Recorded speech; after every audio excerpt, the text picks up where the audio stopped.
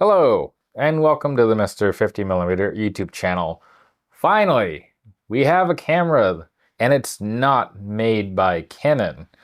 Today, we'll be having a look at Kodak's last generation of DSLR before they stopped making them altogether. If you haven't figured it out yet, it is this thingy right here, the Kodak DCS Pro 14N. Ain't that a name?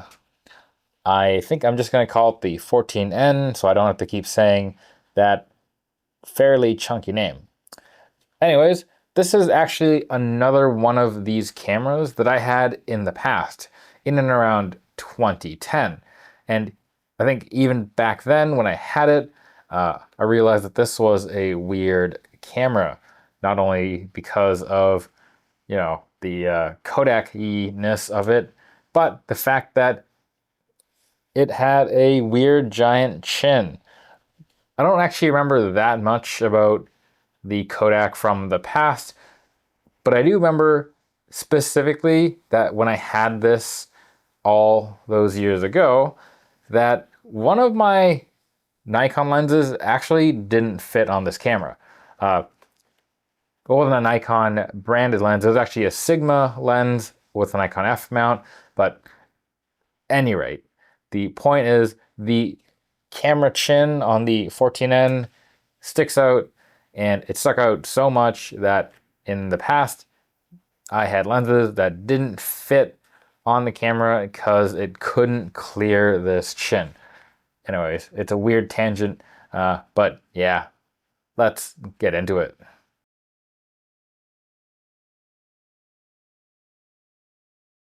What is the Kodak DCS Pro 14N? Well, it's this camera right here. And as I said, we're gonna just call it the 14N moving forward. But the 14N is essentially a full-frame DSLR with Nikon F mount made by Kodak. It was announced in September of 2002 and released in 2003. It features a 14-ish megapixel CMOS sensor, designed by a company called Fill Factory in Belgium, and manufactured by a company named Tower Semiconductor in Israel. This is a departure from Kodak at the time, who primarily used CCD sensors, which were made in-house. The camera has an ISO range of 80 to 400 at full resolution, or up to 800 if you're okay reducing the file size to 6 megapixels. By the way, this is a weird camera, and it lets you choose raw file sizes from 3.4 up to 13.5 megapixels. And I know, I said it's 14 megapixels-ish, but the sensor is actually only 13.9 megapixels, and it outputs 13.5 megapixel images. Go figure. Right. Back to ISO. We're not actually done here. This camera has an ability to drop the ISO to as low as ISO 6 using very specific shutter speeds, which we'll get into later. The 14N, as you may have noticed, is a Frankenstein camera, with the digital bits being made by Kodak and the base camera being a Nikon F80. As such, the shutter is good from 30 seconds to 1/4000th of a second. Flash sync is 1/125th of a second, and the camera can shoot at 1.7 frames per second. And depending on the variant of the camera, whether or not it has 256 megabytes of RAM or 512 megabytes, you can shoot for either 8 or 18 RAWs. Autofocus on this camera is handled by Nikon's Multicam 900 module, which features 5 points, with the center being a cross-type point, so it's the good one. Metering is handled by a 10-segment system, no bajillion pixel CCD sensor thingy in this one, just a basic 10-segment unit. The rear of the camera houses a 2-inch LCD, and it features 130 K dots. Underneath that, you have a sub-display with even less dots and even less colors. The 14N actually features also dual card slots, CF card and SD card. Although, beware, the SD card capacity tops out at around 4 or 2 gigabytes. I actually couldn't confirm 4 since for some reason that's not a size of card that I have. I have 2 gigabyte cards and 8 gigabyte cards. And yeah, the 8 didn't work and the 2 did. Compact flash cards, though, were good at any capacity that I tossed at them, and I can confirm that a SD card to CF card adapter with a like 32 gigs SD card in will work fine in the CF card slot. The 14N comes in at 1,040 grams with a battery in it.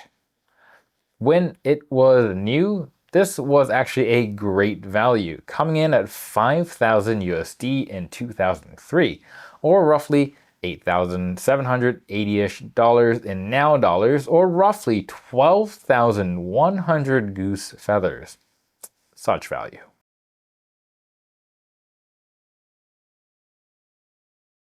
What makes the 14N special? Well, aside from being Kodak's swan song, there are a couple standout features about the 14N. For one, its sensor isn't made by Kodak. It's not made by Sony either. And again, as I said, all prior DSLRs from Kodak featured a CCD and were produced in-house. And this one was neither of those. So that's a neat fun fact. The 14N was also technically the second ever full frame camera to be released, behind the Contax and digital. Although there are some arguments to be had since Canon basically announced the 1DS nearly at the same time as Kodak announced this thingy. And here's the thing, when Canon announced the 1DS, people were actually able to buy the 1DS and get their hands on it, where Kodak had delivery delays that kind of pushed deliveries back a bit. Anyways, there are other things that set the 14N apart as well. At the time, most other DSLRs had AA filters to firmware. Kodak cameras actually generally didn't, and this is no exception. And that basically means that the Kodak 14N is a little bit ahead of the time, since we're now in 2025 and AA filters are things of the past. Another thing that's pretty uncommon, especially with CMOS enabled cameras, is that the Kodak doesn't feature micro lenses on the sensor. For those of you who aren't aware, CMOS sensors, especially those of old, had generally pretty bad fill factors. That is, the ratio of surface area that gathers light to the overall surface area of the pixel. Typically, CMOS sensors have surface area on the pixel that is dedicated to things like circuitry and other componentry that reduce the space for the total light sensitive area. Nearly all CMOS sensors typically use micro lenses to compensate for this.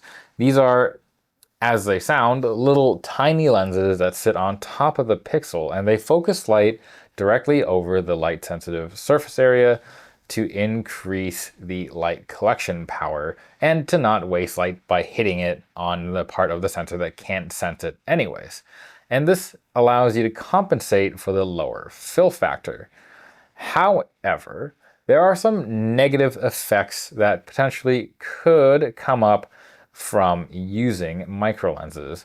Specifically with wide angle lenses, it's actually possible that light doesn't hit the micro lenses at the correct or ideal angle, and they can potentially bounce either away or spill into an adjacent pixel, and this could cause things like either vignetting or color shifts.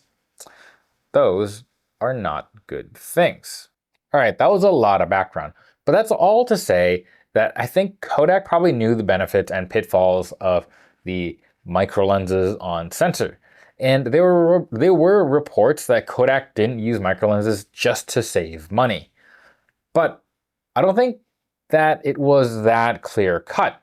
And it very well could have been that they made the case not to include microlenses to not have to deal with the potential pitfalls of using them, or that they didn't see the light collection gains as necessary for this sensor.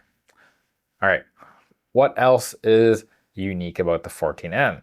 Well, you might have noticed that the 14N has an insane ISO range, down to 6 specifically. Now, this only works at effectively 2 shutter speeds, 30 seconds and 15 seconds, but it's something that I don't think any other DSLR does. And we'll get into that a little bit later.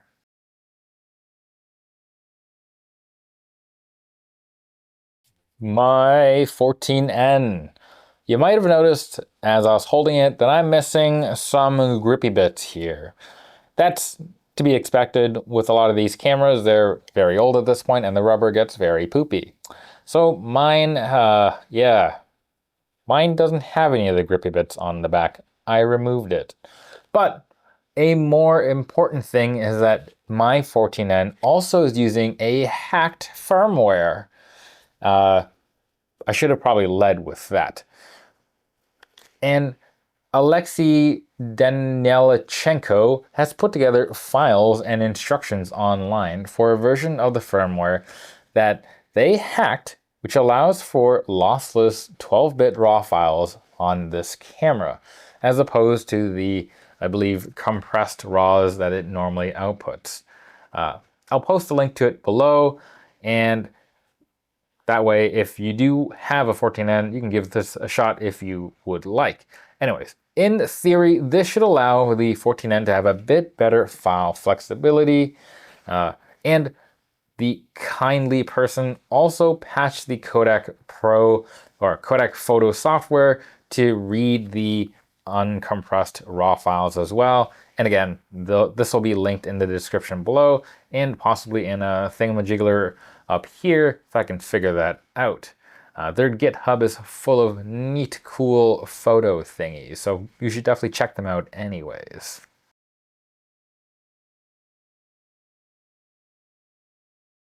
Caveats of owning the 14N. There are some with this camera. If you've watched any other reviews on the 14N or read any blog posts about the 14N in the past 5 years, you may know that powering this camera is getting more and more difficult. This is something to keep in mind when shopping for one. It is a legitimate problem. There are a few things you'll have to take into account when you are considering this camera. But the first thing being that almost all the original Kodak battery packs are going to be exceptionally old. The Kodak ones, I believe, would have been at the newest made in 2005, since Kodak left the DSLR market that year. And they didn't sell that many of these cameras, so there also isn't a very large market for third-party battery packs. And it seems like for the market that was there, that has dried up since around mid-2010s or so. So even third-party batteries have long since stopped being produced. Now, the other thing is that there is another way to power these, and that's by using the AC adapter that was made, and it's a dummy battery that plugs in where the regular battery would normally go.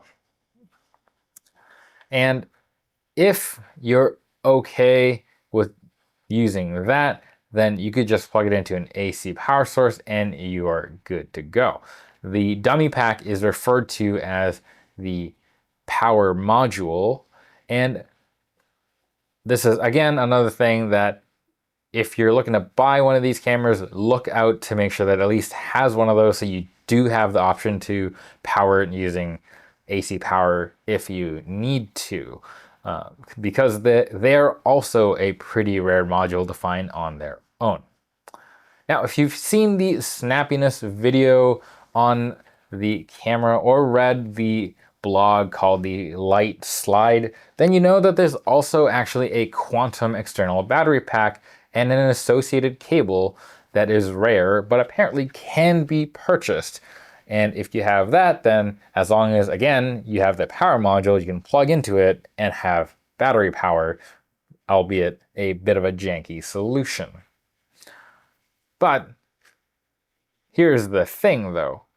If you have the power module, it's actually also very possible to DIY a pack that just outputs 7.4 volts and plugs into the module. And how do I know that? Well, because I used the pack that I made for my DCS 760, I swapped the leads and it worked. Yes, it's very ugly. Yes, it adds bulk, but it does power up the camera. For those of you who are interested, the Kodak power module uses a very standard center positive barrel jack arrangement with 5.5 millimeters being the outer diameter and 2.5 millimeters being the inner diameter of the center pole. Now, if you don't have a power pack but only have dead packs, keep an eyeball out, because I will eventually be refitting one of my batteries with new cells or trying to figure out an alternative way to power it by modifying the old battery pack, like maybe trying to find a cheap battery with a USB-C charger that I could easily shove in the Kodak housing. I don't know yet, but I will be working on one since I do want to keep shooting this camera.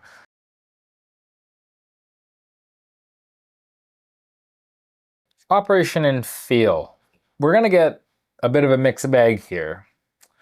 Let's start with some of the good parts of the bag. For one, the Kodak supplied hand strappy, if you can find one with it, is quite comfortable. It only really works with the horizontal picture taking position, but can't have everything. The grip on the camera is also fairly nicely contoured to fit at least my hand pretty well, and there is a thumb rest which is in the back, which is nice as well. The Nikon parts of the camera, the F80 bits, they're pretty good controls. It's a dual cam dial setup, and here they are. One in front of the shutter, one where your thumb would be. The power switch is also integrated into where the shutter button is, and it's a good spot to rapidly be able to turn on and off your camera. The shutter, by the way, is a regular shutter that can actually accept a screw-in cable trigger, so that's pretty neat. The top plate of the camera has a button for flash comp and exposure comp, and they're both pretty accessible by my index finger. The top LCD is also well appreciated. On the left side of the camera, we have a pretty normal mode dial. You got your PASMs there, and you can also alter your ISO from here, as well as toggle between AF modes. You got single or auto. It's not a complicated camera.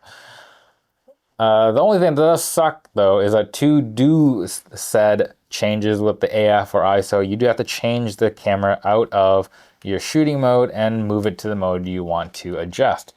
That's kind of annoying.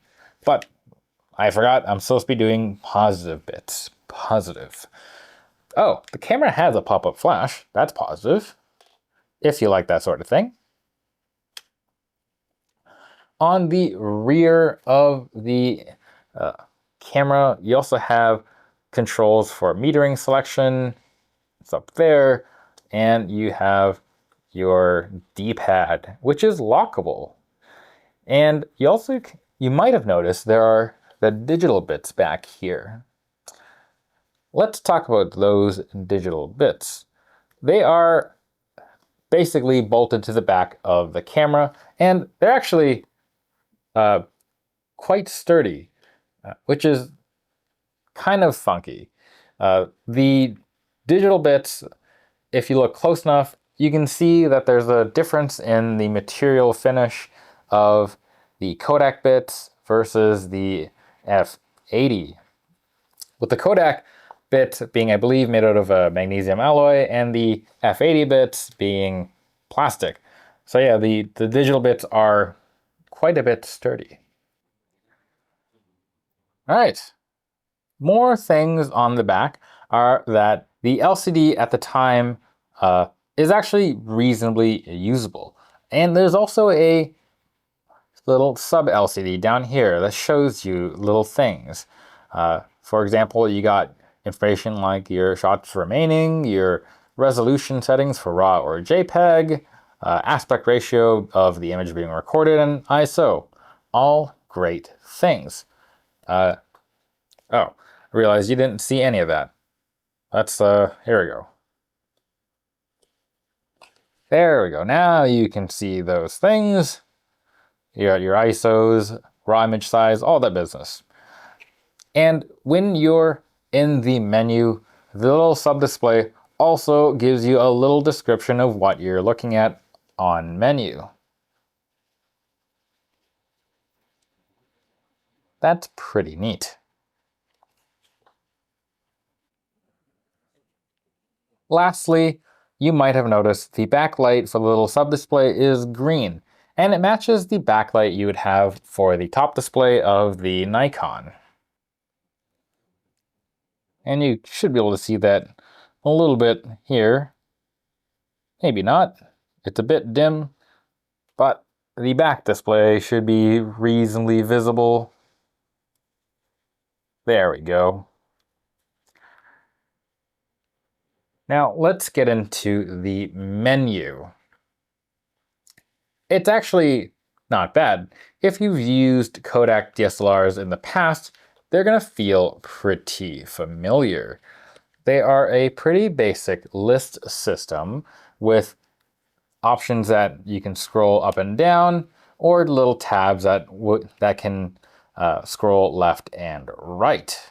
And the only thing that's a little weird is that you gotta hold the menu button and move left or right to change your tab pages. But otherwise, things on this operate as you'd expect, and it's a nice, straightforward, easy to understand menu. One thing that is a very neat function is that you can map any function of or any menu function to your one custom button, which is labeled hotkey right here.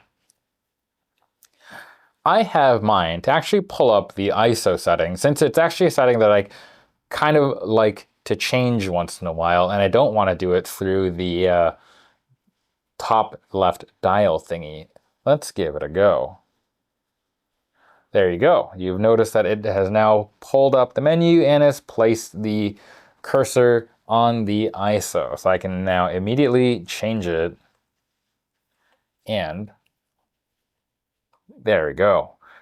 Pretty quick, kind of. Pretty quick for this camera anyways. Additionally, considering the low resolutionness of the LCD, I actually found that punching in on image review on the camera to do focus checking wasn't that bad. It's a big step down for anyone accustomed to modern LCDs, but considering how old the camera is, I'm just happy that the rendering for the image review is pretty dang accurate, even if it takes the camera a second or two to do it. All right, let's have a quick look at the punchings in. The image is going to be blurry because I just took it of me shooting the tripod that my A7 is on in this dark recording room, but hey, let's have a look. Look at that, punched in pretty quick, and it's actually not that bad once the image actually renders on screen the first time. Being that this is a serious camera for serious camera people, this camera also has a microphone right here for those who need to use voice annotation, a common feature for pro SLRs of the day. And you use it by going to your image review and holding down this microphone button here. And once you do that, you will see your little sub display. It will blink a microphone icon to indicate that a voice annotation is being recorded. Cool. This is a test of the Kodak's built-in microphone, the one for a voice annotation. I think that covers the good. Now for the not good. Boot up.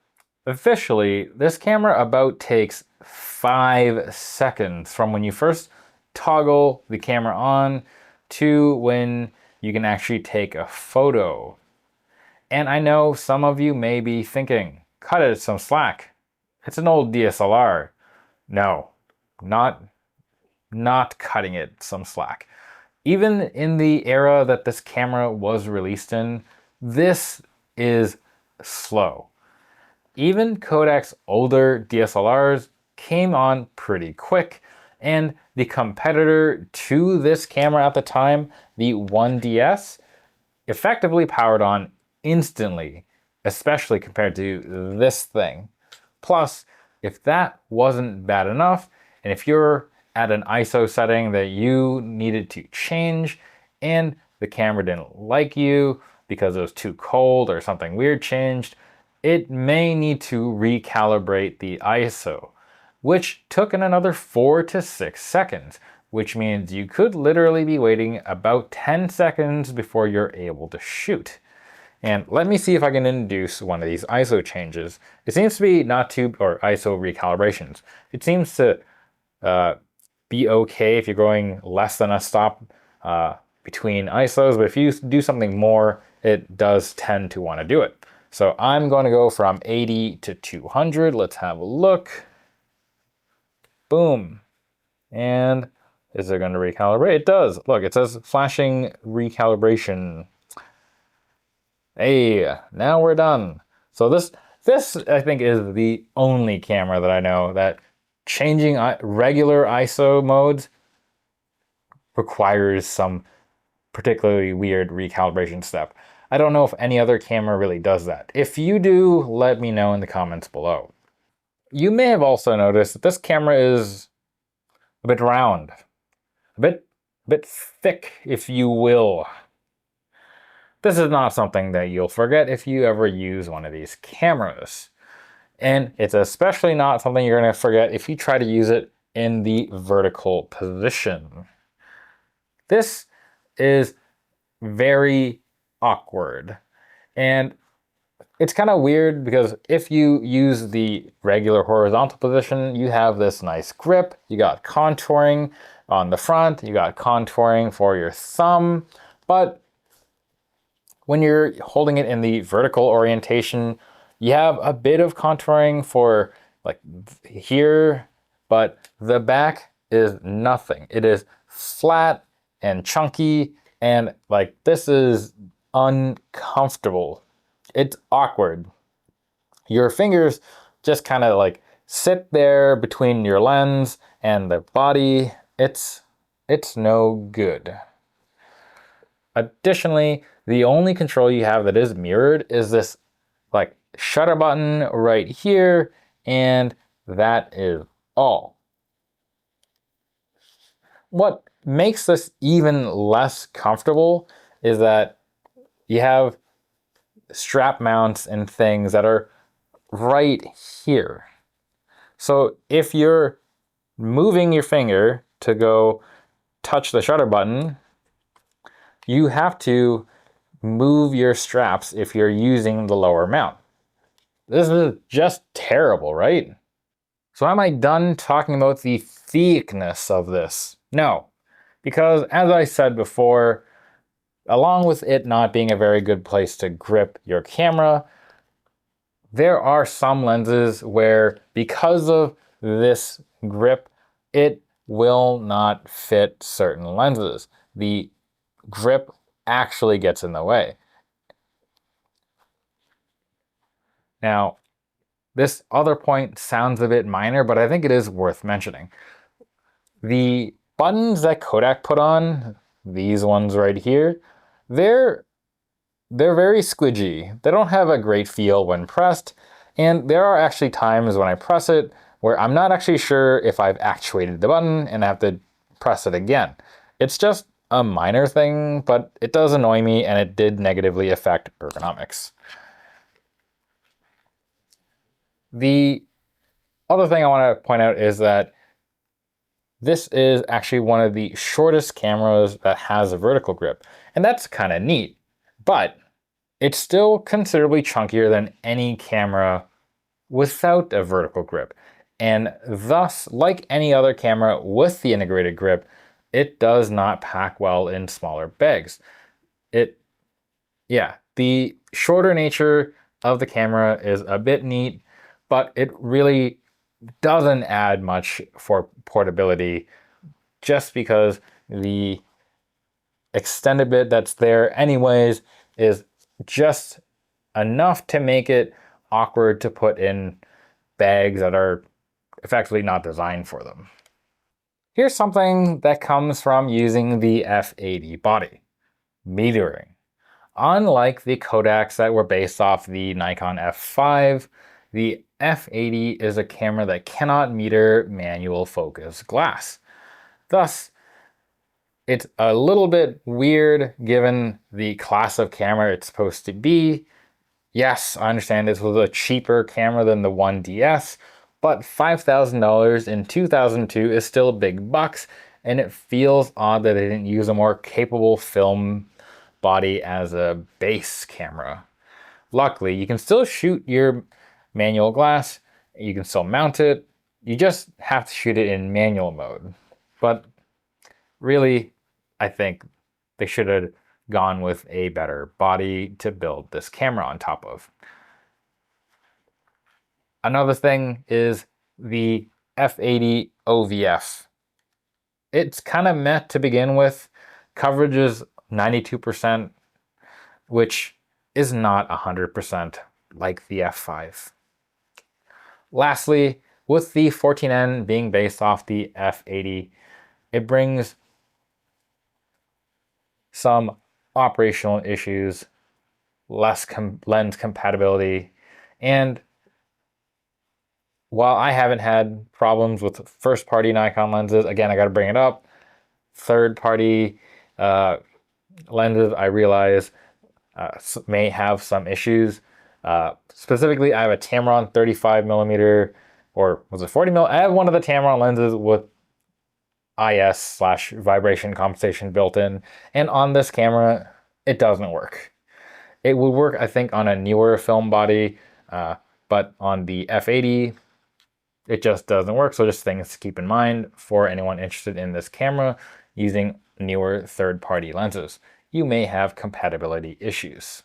Lastly, with the 14N, again, being based off the F80, it brings one other issue that comes to mind: lens compatibility. And I'm not talking about manual focus stuff. I'm talking about compatibility with things like third-party lenses. I think with Nikon first-party stuff, all lenses that they make should generally work, but I noticed that with my Tamron primes that had vibration compensation, the vibration compensation just doesn't work on this camera. It's a little annoying, and I think it's worth pointing out. Just keep in mind if you are interested in this camera and use third-party glass. There could be other compatibility issues that I haven't noticed, but that's the one that I did notice.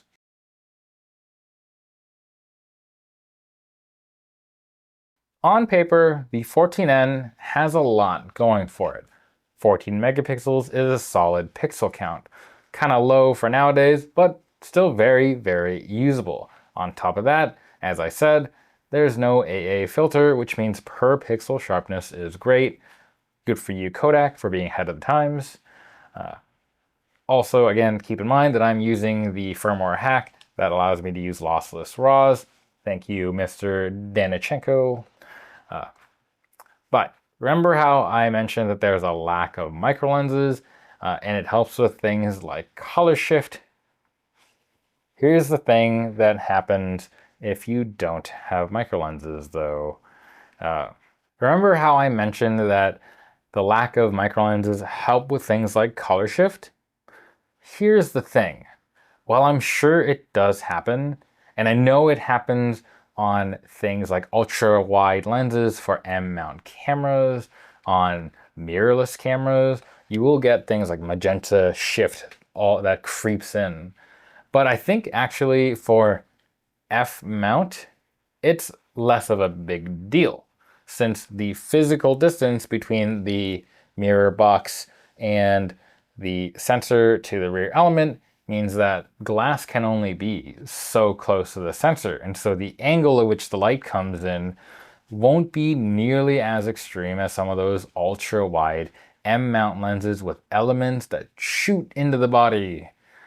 So don't let magenta shifts or whatever worry you too much, or don't let it be a factor really when deciding whether or not you think this camera is worth getting. Most lenses I don't think have color shift on the camera. I'm not sure though, so if you do have a lens that does do color shifting like crazy on this thing, let me know. I haven't experienced one yet. I've used a couple older manual lenses, as well as I had a wider angle like 24mm, and it seems to be pretty good. But to be fair, I didn't put anything on like a crazy fisheye or anything. However, one thing you will notice from the lack of micro lenses is poor noise performance. With less light making it to the light sensitive parts of the pixel, it is going to affect sensitivity. And sure, it's neat that the base ISO is 80, but it essentially means the instant you go up, you can see some noise creep in. And if you push the files even a little bit, you can see the noise creep in rapidly. You can see it run in. It's not great. Let's have a look at some samples.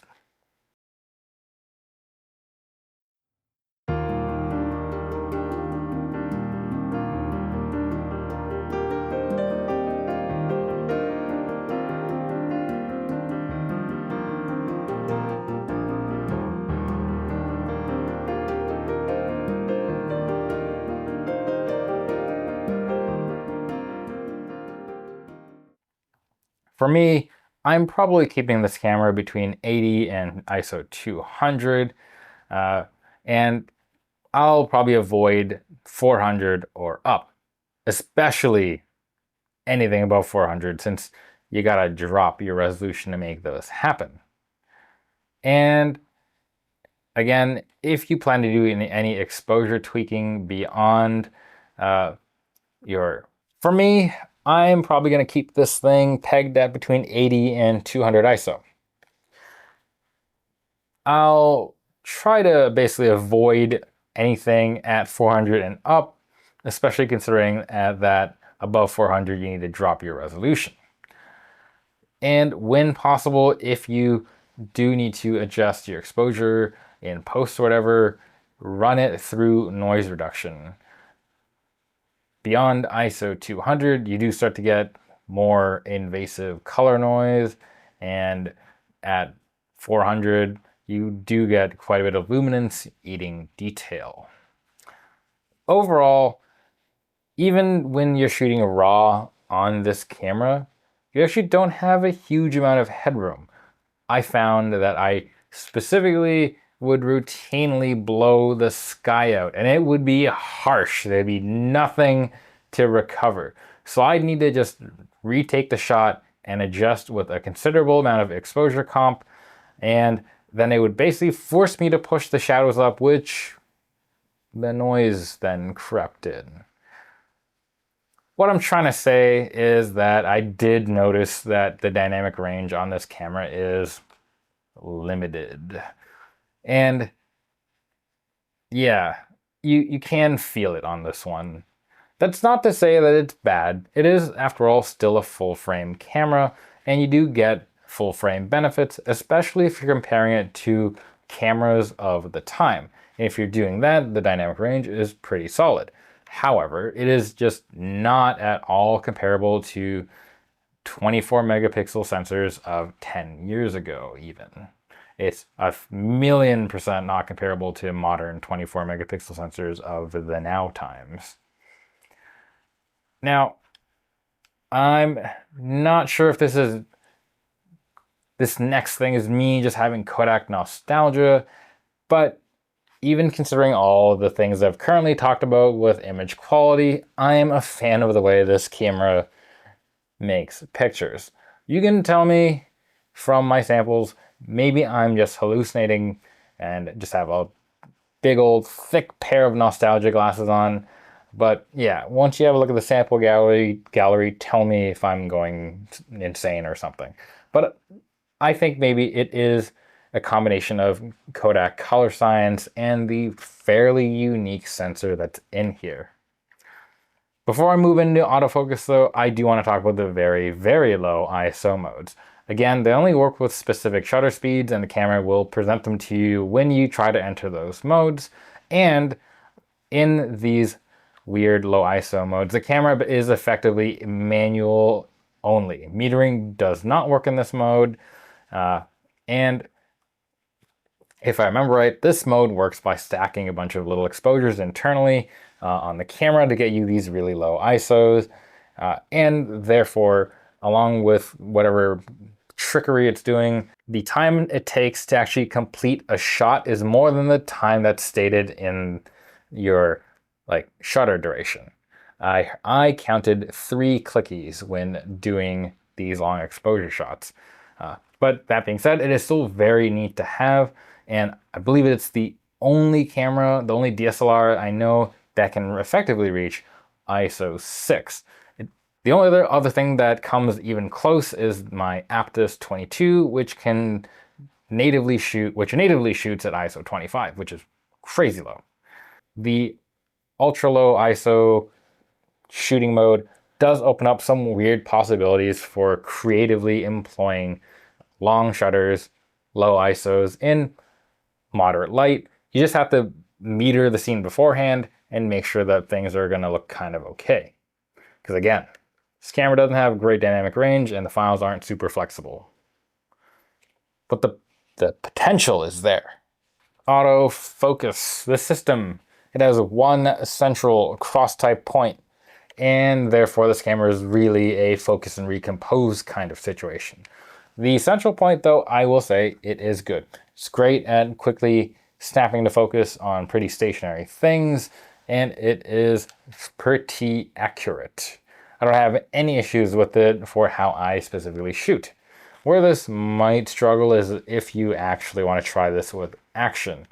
Yeah, with 5 points, doesn't really give a lot of breathing room for tracking, and while I don't think it's impossible, it'd probably be a bit awful. It's probably okay at predicting slow target movements, and really only if you can keep your target in the center.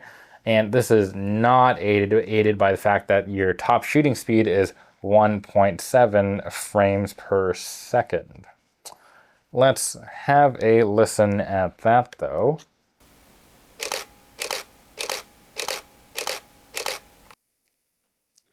It's not a bad noise. It's not my favorite. Other Nikon cameras have a more pleasing ka-chunk chunk, but not the worst thing that I've heard. It's a bit muted. I don't know if it's because of the Kodak body. I don't think the F80 normally sounds this quiet, but I'll have to check that later.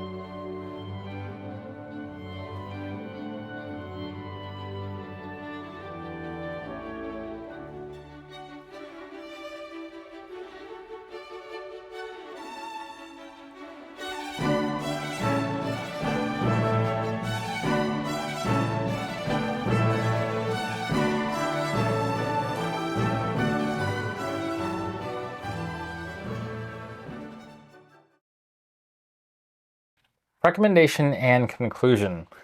Let's get this out of the way first.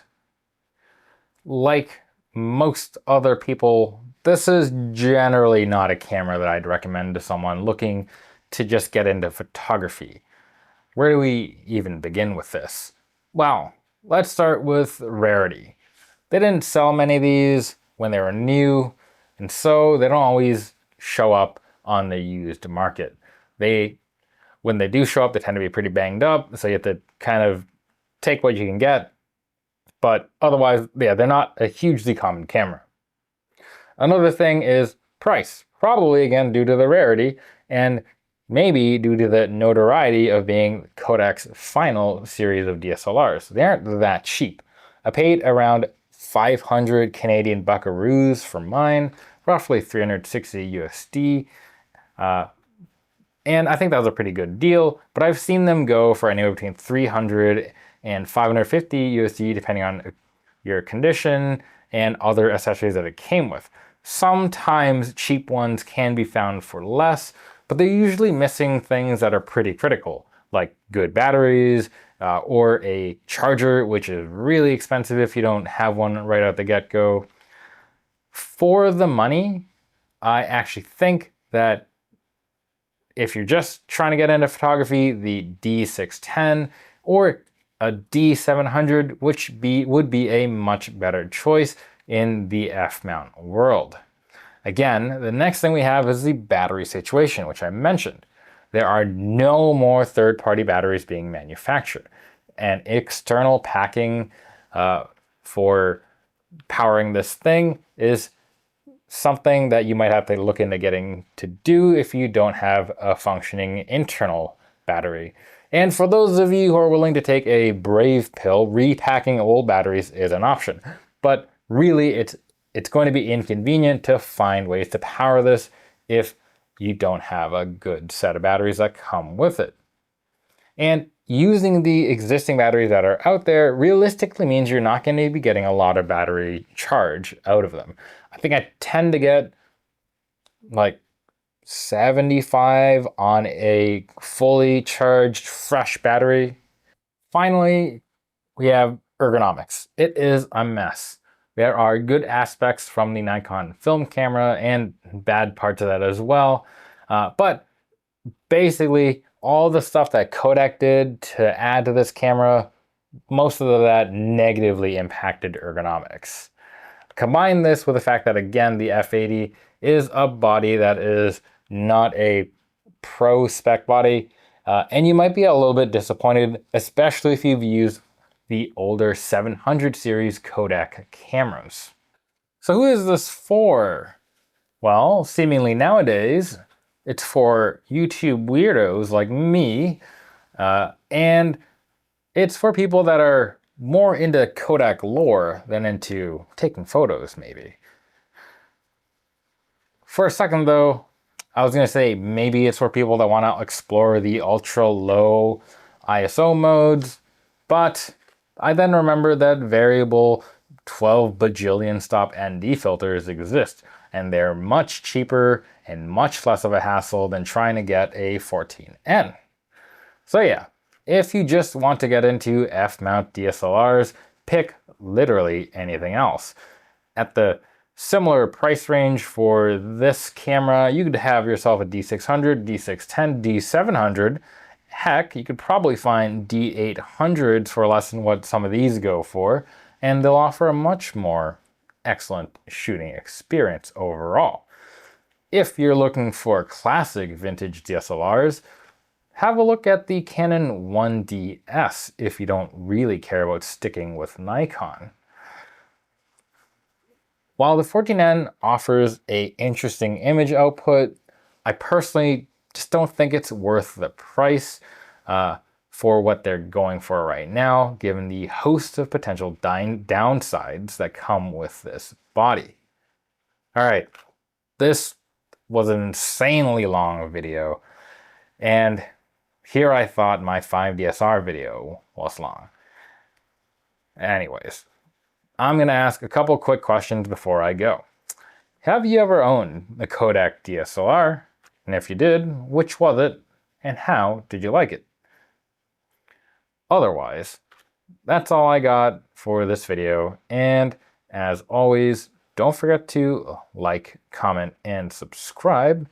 Maybe a super thanks if you're into that. Till next time, bye.